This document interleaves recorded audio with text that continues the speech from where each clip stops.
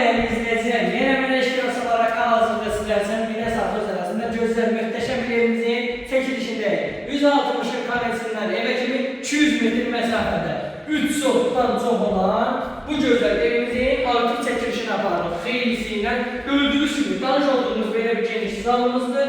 Hem öz sözünü deyirlər, öz kvadratıyla öz sözünü diyen bir evde həqiqətən geniş bir yatak otağı mövcuddur.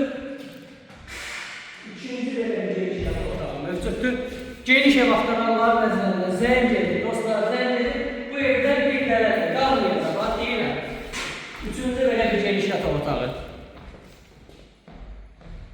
Ve sonunda ise dostlar, rəhbətçi çox baladır, değil mi? Çok fazladır, həqiqətən də. Tərəsindən kimi gözlüyorsunuz? Kesə həqiqətən danışalım. Dostlar, balkondayıq hal-hazırda. Həqiqətən ev çox gözəldir. Gəlin yerində bax, elə deməklə deyil. Belə bir, səhətə qoşaq səsi mövcuddur, istəyəcəkləri hamısı hazırdır.